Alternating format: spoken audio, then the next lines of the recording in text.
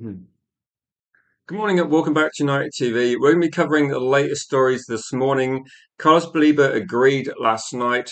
It looks like maybe Aston Villa are interested in Xerxes. Manchester United, apparently Lewis Hall wants to leave Newcastle United as well. Shirt numbers out this morning. Manchester United play Hull City as well, early kickoff. So lots to discuss. And this is one where there's going to be a short stream, but there will be a lot of things to cover regarding this one. And a big thanks to Yoli for putting out the post in the stream as we were getting ready to go, saying a few numbers being put out there.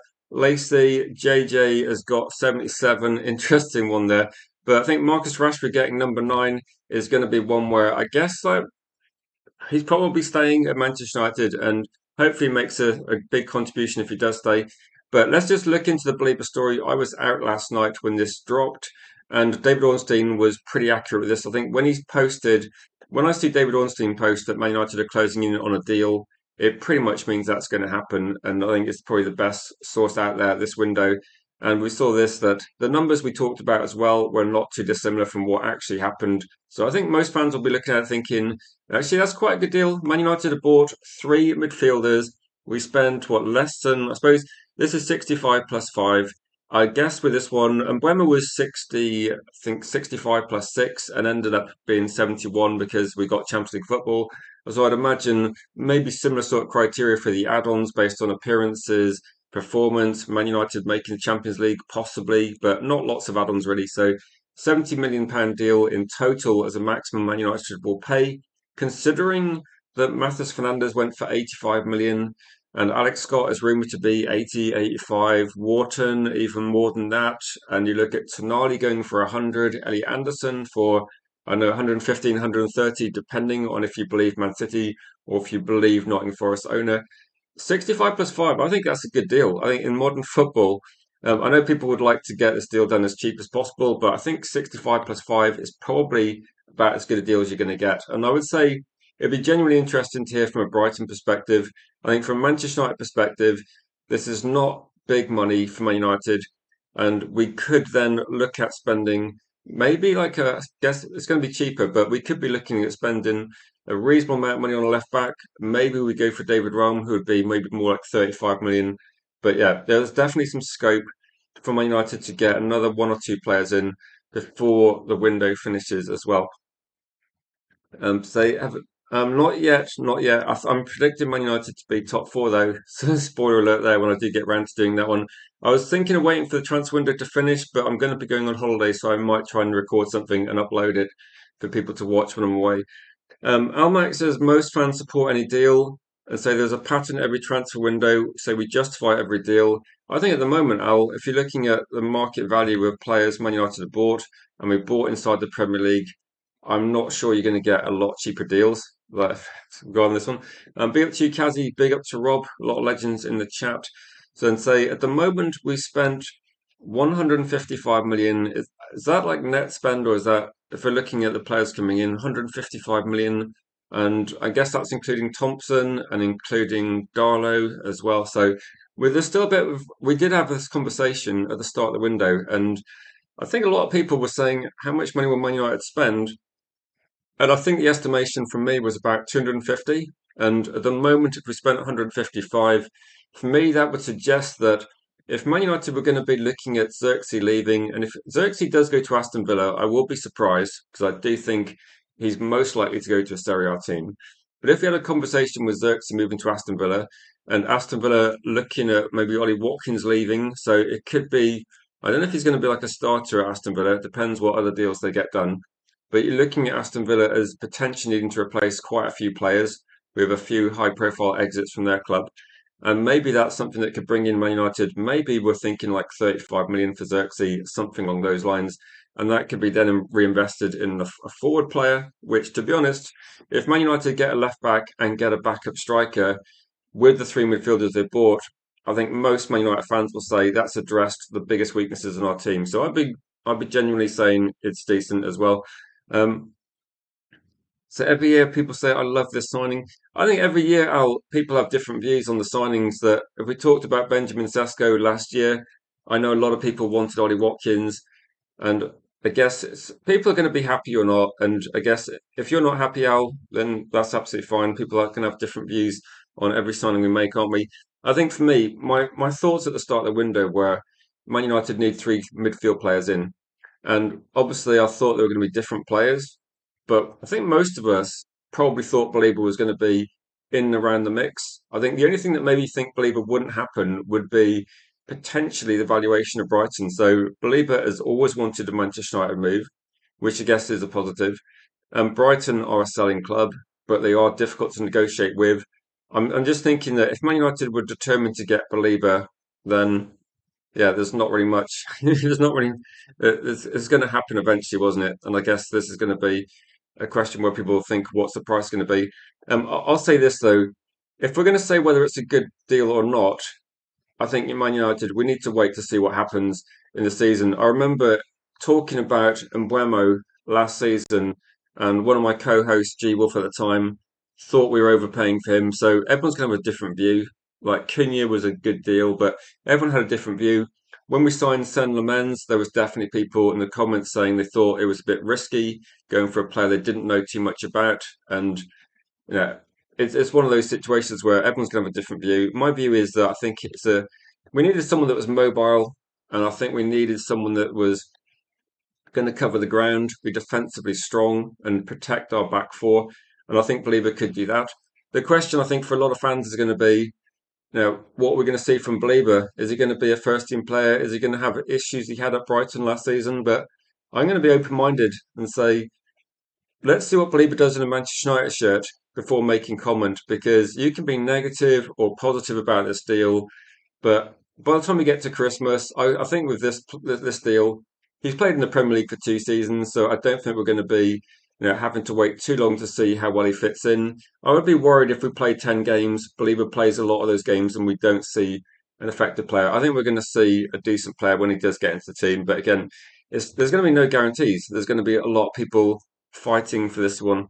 Um, United Todai says 65 million for a player who's having injury issues, lost form. So I hope he does well. Otherwise, Ineos will get a lot of flack.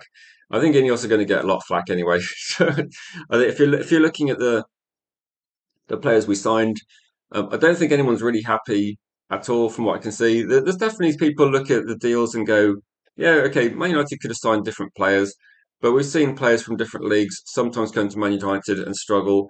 And I remember people that watched Ajax and watched Anthony told me that Anthony would be a fantastic signing. People were generally happy about trying to get in a few other players as well, and they don't always work out. So I'll just say this: I think Belieber. I was really hoping to speak to a Brighton fan and see what their reaction is. But I guess because Brighton's not the biggest club, there's not going to be a lot of YouTube channels like representing Brighton to find out what the view of their fan base is. But no, but maybe what will be interesting is see how Brighton do next season in comparison to this season as well. Guy says Belieber got his dream move here. Guy's going to be fired up. I hope he does not rush back into training because he wants to be in training today. No, this one, again, as far as I can see, I think the injury he's got is minor anyway. So, I mean, Manchester United are going to do a medical today, I believe. So I think things are going to happen quite quickly. But he's supposed to be back, I believe. I think he's supposed to be back about October time, so late September, October. But if you look at the fixture list, Manchester United, they play one game a week for the first maybe like 5, 6 weeks. So it's not going to be too many games missed. So to be honest, this is the sort of deal that it's a bit of a shame Man United didn't do this deal early in the window. But I think honestly, if we went back in time and looked at the start of the window, I think a lot of people thought Matheus Fernandes would be available for about the same sort of money. And if Matheus Fernandes was available for £60 million, which I thought was a genuine chance at the start of the window, maybe that's a more difficult conversation because Belieber would be more expensive. So I think as soon as Tonali goes for 100, then you start looking at thinking that the transfer window is broken, isn't it? So, and even the players that are playing in different leagues, and there are definitely a few players in different leagues that people were talking about. Angela Stiller, Angela Stiller, I believe, hasn't moved clubs at the moment, and we don't even know how much he's going to cost. So he would cost at least 50 as like a minimum. But again, if Manchester United signed him for 65, I think there'd be people saying he's never played in the Premier League, so it would be a different situation, wouldn't it? Um, But no, he's got his dream move. He's going to be incredibly motivated, like Yardi's saying. Let's see if we see the best version of Belieber. I think it would suit Man United very well. We looked at Elliot Anderson as someone that can cover the ground. If you're looking at someone in terms of how well they play off the ball, and I guess that's probably not as exciting. But if you look at dual winning percentages, winning the ball back, then Carlos Baleba can do what Casemiro did. Like his dual winning percentage is the same as Casemiro, which puts him in the elite level. And he is more mobile, obviously a lot younger than Casemiro. I'm not going to say he's a Casemiro replacement. He's a different player, but it is going to be somebody that I think suits Manchester United in terms of do they have people that are going to be elite ball winners in the team? Do they have people that are going to be mobile enough to press, mobile enough to track back? And I think Belieber answers some of those questions. So I can see why they signed him, and I'm hoping that we're going to be getting a big improvement in the midfield. But one thing is we've got options now. So big up to you, Daz. Manchester United have given Michael Carrick at least some different options. So he's got Belieber, Tielemans, Santos, Kobe Mainoo when everybody's fit and available. And you're looking at that as playing 2 games a week. We would be able to have different players starting on a Wednesday, different players starting on a weekend. And once everybody's up and fit and available, I think it's going to be an interesting debate, isn't it? We're going to actually have match previews where we do not know who's going to be starting. And at the moment, I know people are saying that maybe Michael Carrick has favourites. It's honestly difficult to predict who's going to be starting most of the matches. So we'll see. And so United better do a thorough medical with him. I don't doubt that's going to be the case. But there's no doubt that I think people are speculating that Belieber was carrying an injury last season. I have no idea if that's the case. It might well be the case, but yeah, I think a thorough medical, as we saw with Edison, will definitely happen. And I think hopefully Man United fans can look forward to saying that, has Carrick been backed? I think he's got a few players in the team now that he can choose from. Last season, it was pretty much, if you remember last season, it was Casemiro plus Mainoo pretty much every single game, and there wasn't a lot of options. So, yeah, this game, a lot of options. And also, if we look at the bench and we see Tielemans and Mainoo, or Tielemans and Belieber, or Belieber, Mainoo, whatever combination, Santos and Belieber, these are good options on the bench, aren't they? So it does feel a bit like our squad is a bit deeper than it was last season in midfield. But there's still time to try and get another couple of deals done as well. But no, I think in light of what's happened over the last couple of years, got to be a serious medical. There will definitely be a stringent medical, won't there, as well? Welcome to chat, Neil. Said you'd like a centre back, but you can't see that happening. Um, I would like a centre back, but I think if Manchester United are looking at the situation, you got Maguire, you got Lissandro Martinez. I think De Ligt is supposed to be back relatively soon. Heaven and Yoro, you got 5 options there. Also, if we buy another left back, Luke Shaw is an option for centre back occasionally. We've seen Mazraoui playing centre back, so I think if we got 5 first team centre backs and maybe a couple of potentials that could play there, I don't think Man United will do a centre back deal. I think if anything, Manchester United need to make sure they get a left back in. Neil, if we're looking at trying to finish this transfer window in a manner which Man United fans look at and go, "Well done, Man United, we addressed the issues," then yeah. What's my prediction? Is this a prediction for like transfers, or is this a prediction for the match today? I think we're going to win today. I think Man United are going to beat Hull.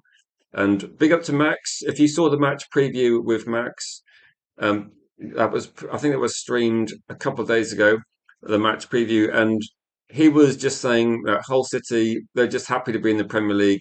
I don't know what their expectation is, but I think most people are thinking they're going to get relegated. So I think Man United will win today. Whether it's going to be a comfortable win, I think at the moment, when I do my season predictions, I'm probably going to predict most of the teams promoted to go straight back down. It feels like looking at the Premier League, the teams that were the worst in the Premier League last season, as in Spurs, have just strengthened a lot. So I think it's going to be very difficult for any team to come up and stay up. But I think Manchester United are going to be looking at certainly starting the season with a win. And if it's a comfortable win, then that would be absolutely fantastic. But I think for me, just get 3 points, just get a win to start with would be very happy as well. And I think that would be you'd like a left back and striker. If Manchester United get a left back and striker, then I think that would be great. Then that would be obviously for me. That would be, I don't know, people can argue about whether it's a good window, and to be honest, yeah, if you listed your favourite players, it's unlikely Man United are going to sign those. I think they have got a good idea in mind though, so at least they do identify which players which kind of areas of the team we do need to strengthen. Big up to you, Quinn. Good to see you in the chat. This is the new midfield Man United have got, and I guess we're going to be having to wait a few weeks before we see all these players available. But Tielemans, Santos could be in the team today. Mainu, I think he needs to come back to full fitness, and obviously Baleba when we sign him. Hopefully that's going to go through maybe today, maybe tomorrow. I mean, I think it's medical today, so it could be here we go, officially signed, sealed, holding up the shirt at Carrington today. So hopefully that's going to be happening, and maybe that's something to happen after the match. I'm not sure whether they're going to do it before the match or whether they would just wait for the match to happen. But I think that's going to be definitely going to be something happening today. Yanni says Hull does have, yeah, Hull have a lot of new players. And Max was saying they haven't spent crazy, but they've been spending. I think they maybe spent like 100 million. They've got 8 to 10 players, so they've bought a lot of players in. But I think most people's expectation, and Max was saying his expectation is that they're going to get relegated, but he's going to enjoy the Premier League experience. Like, and I think Max was like pretty fair when he said he didn't expect to get promoted with Hull, and he's just going to enjoy playing the top teams for a year. And if they can somehow survive, I think Hull fans would be very excited. But I think most realistically, it's they're not expected to stay in the Premier League. So and it'll be a difficult afternoon for them for sure. I think it's just going to be a big step up. Also, Hull are going to try and integrate 8 to 10 players into their squad. I don't think that's going to happen overnight. And Manchester United, most of our back four, for example, people are criticising the fact that our back four is the same. It's not ideal, but the back four, Lamans, it's a stable foundation, isn't it? The attack is going to be pretty consistent with last year as well. So most of Man United's team will be the same. It's just that engine room in midfield that's going to be changed. And I think that's going to be a strength as well. I don't think we're going to find too long before we get to hopefully our best form as well. So Corinne said you take a 1-0 right now. I mean, I'd take any win right now to start the Premier League season. I would take if it's a 1-0, take it, build on it, get 3 points, try and win the next game as well, and try and stay near the top of the league as well. Don't forget, over the course of the season, I'm sure Hull City, Ipswich, Coventry, they're going to be taking points off teams, but maybe at the start of the season, it might be a good time to play them, particularly Hull, because they've got so many new faces. It's just going to take a bit of time to integrate those faces, isn't it? And have something.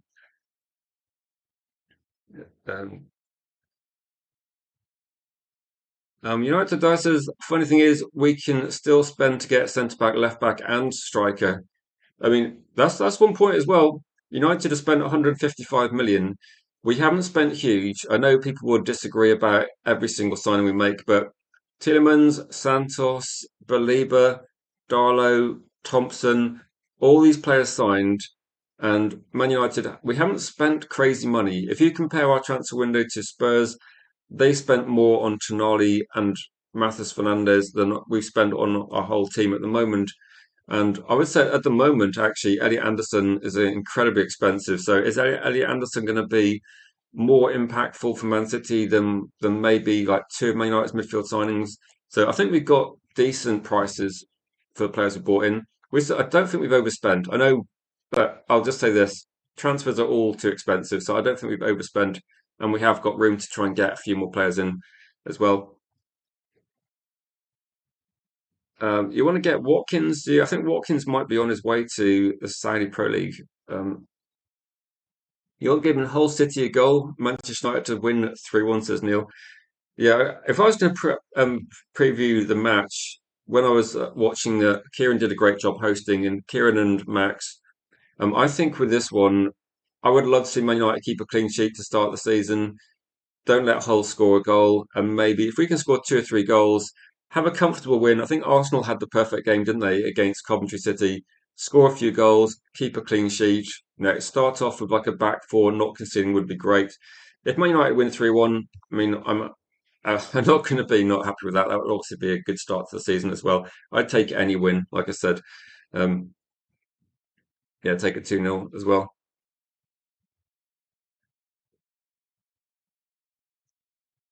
So the only player you like, say, in the last decade, you're not counting Bruno Fernandes. Last decade, you dislike Cunha. Okay, I think I'll maybe you might be in the minority then, but I think you got to look at. I can't see how Cunha's not a good signing. I thought Cunha did really well in the last season, towards the end of the season.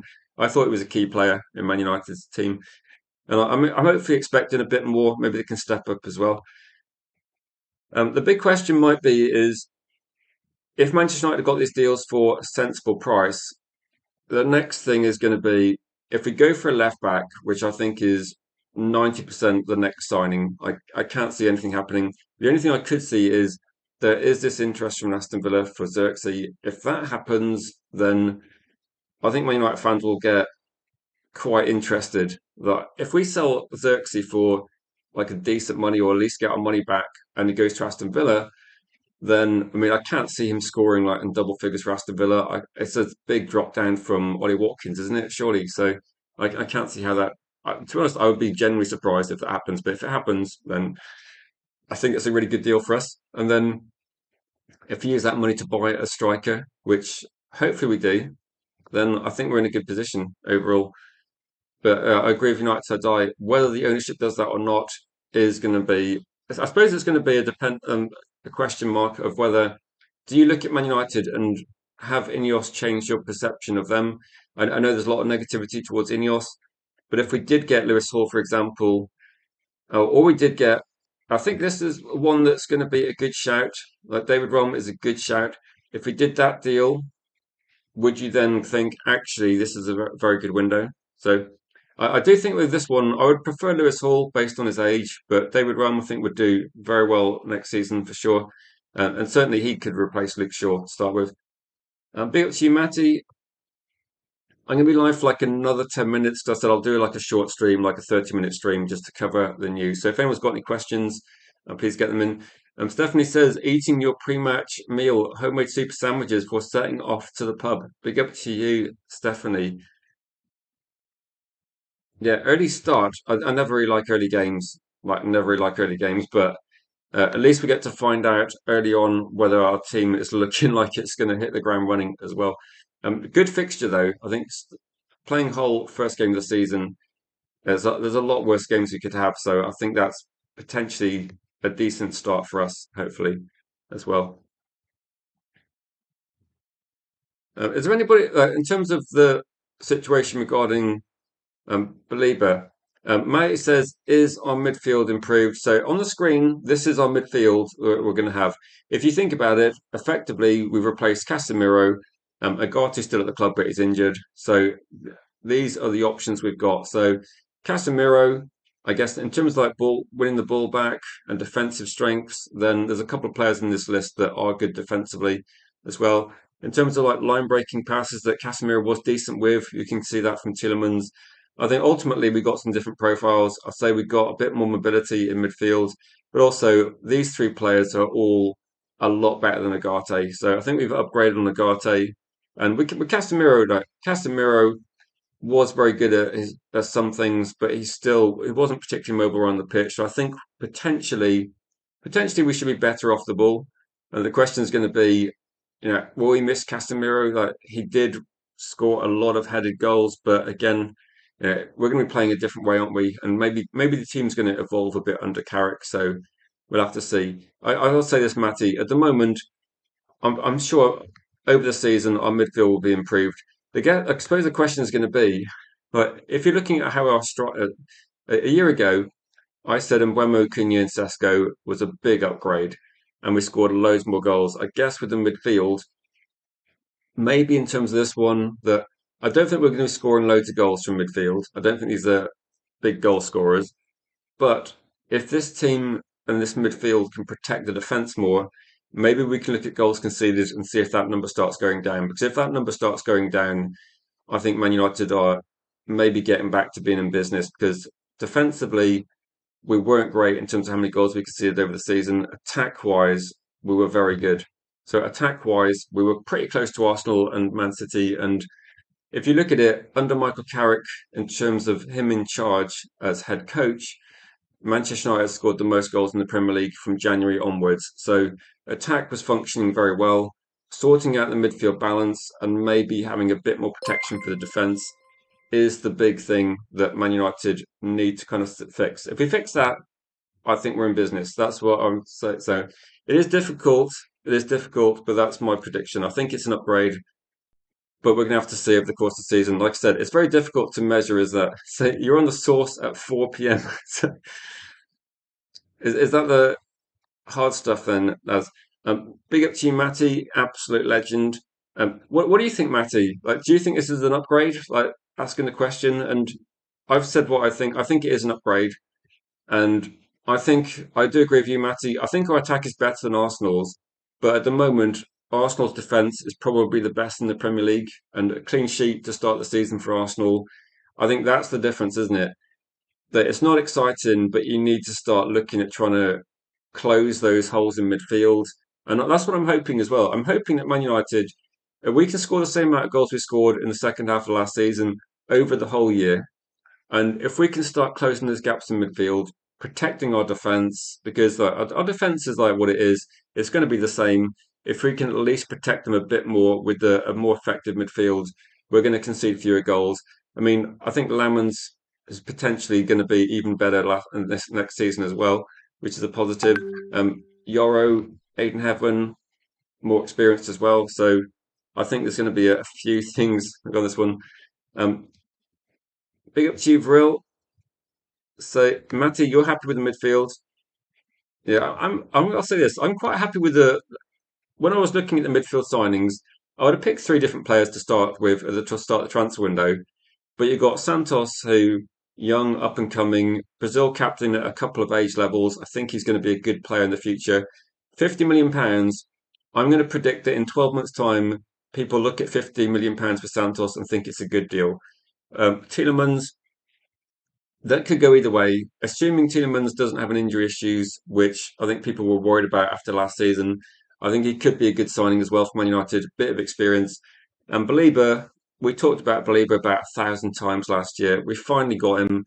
Let's see if he can reproduce this form of 2 years ago. If he does, £70 million would be a really good deal as well. Daz, vodka at 4 p.m. That's a bit early for me, mate. That's a bit early. Um, but if you're going to make it to pina colada, yeah, maybe that sounds all right actually. Um, it's pretty hot weather actually. To be honest, you could have that watching the rest of the matches. I will be doing a call-in show at full time. We might get Max on representing Hull City, so that's probably going to be if it's like a 12:30 kickoff. That's probably going to be about 2:30. So maybe that's going to be just before the 3 p.m. kickoffs as well. Debans is saying we still need a left back. Yeah, exactly. We still need a left back. I do agree with that. I do agree. But we still got a bit of time to try and do this as well. Big up to you, Sam. You're saying you are a believer. And yeah, no, Max is like I've known Max for a few years, and I will be able to get hopefully a rival fan on for every single match preview next season as well. Maybe a couple for some of them as well. So which will be quite fun. Vril says United haven't dropped down from as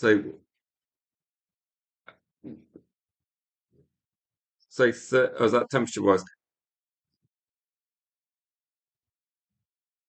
So let's have a look at the poll. I just say, is this a good deal as well? Because I do this for people watching. I do this for every single transfer as well. That when we sign him, we're going to have different views. I think the only one where I think it was like not worth doing was when we talked about Lamans because he was so cheap, and Aiden Heaven was so cheap as every single transfer as well. So let's just go to this one as well. So, Ollie Biscuit Barrel, good to see you in the chat, says midfield rebuild done for a good price. In the future, I think we can look to target the higher priced individuals if necessary. Now we got established higher baseline of quality. Like that's a good way of looking at it, isn't it? In terms of fixing the squad, raising like the baseline, so that. Well, I think what's interesting this season is the key for me in terms of if this is a rebuild. I think we need to be looking at the first team we need to look across at the bench. If the bench has 5 or 6 individuals we feel could easily walk into the first team or on a similar level, for me, that's establishing a decent squad baseline, and then you can look at maybe the best players in the world that augment, like, maybe you improve that as well. So hopefully, if we can have like a really good if our midfield's functioning well, maybe next year we can look at is Euro good enough? Is Heaven good enough? If Maguire moves on, Martinez moves on, we can buy maybe an elite centre back, which should be maybe possibly the final piece. But I think United will need to spend for certain if we're trying to win titles. So what I'll do is I'll close the poll because it looks like one-way traffic with this one as well. And is Belieber a good deal? Debasis says you are satisfied with the midfield, just waiting on Belieber's recovery and return. Exactly. I would say you can't really hype it up and say, right, we're going to win the league because we haven't even seen these players play. And in terms of like Cody saying, I think panic stations are officially shut down. I don't think there's any panic at the moment now. I don't think there's any panic. And I think the only question is going to be, what's the ceiling of this team? I think we know that the baseline of this team was getting to, it should be Champions League football. What's the, what's the maximum we can get out of this squad of players with Michael Carrick? Like, can he get third again? Can he win a domestic cup? Can he shock teams in Europe? So I think that potentially we could be doing quite well. Jim says Matt Murato is reporting that Aston Villa are in talks with Goretzka. I mean, also Aston Villa reportedly very interested in Xerxes, something which I'm going to say, if Xerxes moved to Aston Villa, that would be the most unpredicted maybe signing transfer for me because I mean Xerxes looks a bit out of his depth in the Premier League. I was thinking he'd go back to Italy, but I don't know. It would be a bit of a weird one. If Xerxes feels like he can do a job for Aston Villa, then I think it's a gamble, but we'll have to see if that happens as well. And Tabas is saying, you're saying Spurs have officially shot themselves in the foot with overpaying. I hope you're right. I hope you're right regarding this one. Matty says, need to improve the defence next. So that's probably a question where I think United can at least, in terms of this one, we can definitely improve the defence by buying a new left back.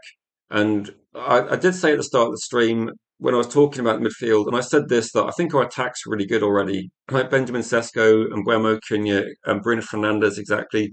All these players are good. Also, we got Dorgu, we got Lacey, so we've got lots of attacking talent in there. And also, if you factor in, if Man United can get another striker in the squad, I think that's really good. I think there's a lot of positivity regarding those signings. So for me, that is that is decent. So in terms of how much we spent so far, we've spent about was it 155 million, something like that as well. Um, I think Xerxes prefers Italy. He prefers Italy, doesn't he? Big up to you, Greg. Great seeing the chat, Greg. And hopefully you're positive about everything. I did say this would be about a 30-minute stream. So if anyone's got any final questions, this is your time to get them in. We will be live at full time with, I think there might be Dylan on and there might be, if we got Dylan and maybe Max on. So I could have a couple of different guests on for the post-match call-in show. Obviously, you guys watching, the link will be in the chat. You're welcome to come on and hopefully discuss and say what you liked about the game, in which I'm hoping we beat Hull comprehensively. If we thrash Hull, come on, have your say. If for some reason we don't win, again, come and have your say about what you think went wrong or how you think the game went as well. But big up to you, Randy and Greg, who just joined the chat. I'm going to try and wrap up in a couple of minutes. So if you've got like a point you want to make, please put it in there as well. Yeah, I would say this one, there's some very, very suspicious deals happening. Very suspicious deals. Very suspicious deals. Um, yeah, Trafford played like 2 games and went up in price. So if you don't think there's money laundering and fraud and corruption in football, look at Man City's transfers. It's getting blatant now, isn't it? Really blatant disregard for the rules. Anyway, um, I would say, I mean, I've been away quite a bit recently, and I will be away from Monday. So I'll try and do some shorts, or I'll try and like post a couple of things on the channel when I'm away. Greg says feeling really great about these three. Great picks for the money as well. And you're saying incredible work for Ineos.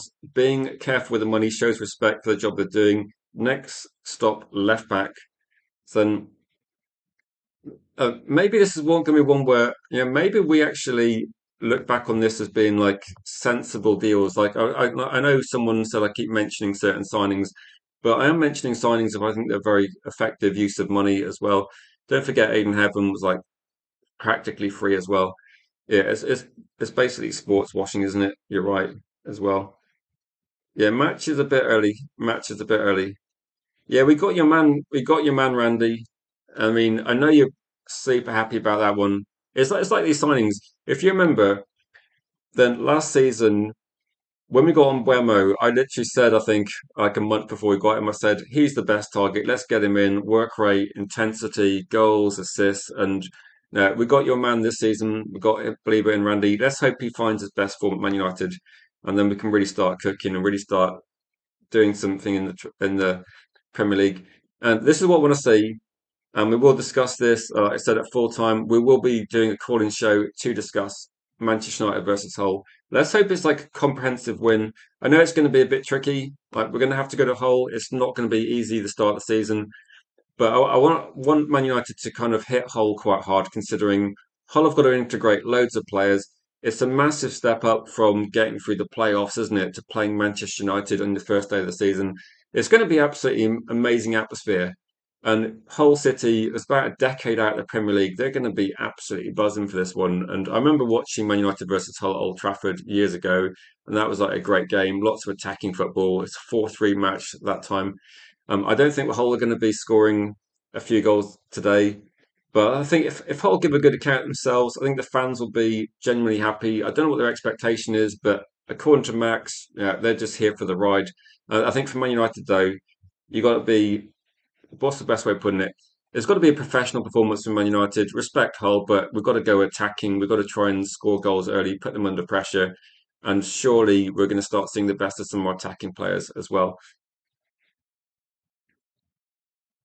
Since Stu just rode past the whole ground wearing United top, there's going to be it's going to be absolutely rammed, isn't it? I remember I went to Hillsborough a few times in the late 90s, early 2000s, and when I went to Hillsborough actually, Manchester United playing there, and also went to a different game where Spurs were playing. 'Cause my friend supported Spurs, and honestly, Hillsborough was 100% full for Manchester United. It's probably about 50% full for Spurs. So I'm guessing with Hull, you're gonna have a full ground every single game, particularly this season. But yeah, a lot of people are going to be there to watch Man United, and whether I think most people, yeah, the whole fans will turn out in force, I'm sure. But there's going to be a lot of Man United fans there.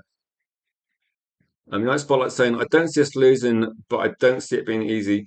Now, on paper, I'd say it could be a bit of a tricky one, depending on how Hull approach the game. Early goal, though, if Man United come out of this game 2 or 3-0 winners, then I think we can just say excellent results. Like for me, my prediction would be that if we can do if we could win 2-0 and control the game. I mean, that could be something as well. If we can control the game, I would come out of this match going, excellent professional performance. It'd be nice to have what used to be called like a boring routine win, where we just win 2 or 3-0 and there's no drama. If we can do something like that to start the season, I'd be happy. If we can control the game somewhat, if we can limit Hull to chances, because we sometimes have been conceding too many chances, and I think in pre-season quite a lot of soft goals we conceded where you think, and we need to do better than that. So hopefully we can address that issue, and hopefully that will be yeah ideal. But before I wrap up, there's a lot of a lot of people just joined in, so I'll just say hello to people before we head off. We will be live at full time though. Should be a couple of guests on. I think Max and Dylan are going to come on representing United and Hull City, so that should be I'll say it'd be fun. But I mean, a Hull City fan wanting to come on. If I agree to that, which I'll message him in a second, then hopefully we're talking about Man United win. But Real said you're worried about 0-0. I know we don't want that. Big up to you, Sky, saying loss incoming. No, no, there will be no loss incoming. I'd, big up to you, Niall, as well. no loss is allowed today. If we can, like whoever's playing today, if we defend aggressively, win the ball back, control midfield, keep Hull under pressure, that would for me would be a bit of a game changer from last season, and maybe we can see Michael Carrick start to mould the team in the way he wants to play. That's what I'm hoping. I'm hoping for a game where fans go, oh, okay, we controlled that game. It's quite easy. We won quite comfortably. If we can go back to that sort of level, then I'd be very happy. But honestly, Hull are a bit of a wild card. It could be easy. It could be really difficult. I have no idea how Hull are going to do in this match. Early goal would be perfect, but yeah. Was this the last game? Is this the last game between Man United and Hull? You're saying, Sebastian, saying last game 2017 ended in 0-0 draw. I mean, that's a while ago. It's a while ago. We probably had a better team actually back then. Um, big up to you, Miss Sky. Yeah, I'm good. I am good. I've just been away quite a bit, so I was actually out having quite a nice meal last night, and the Belieber news dropped. Hence the stream at kind of a weird time today as well. But no, I will be away for most of next week. But when the transfer window is closed, what we'll do is we'll start doing regular streams at sensible times.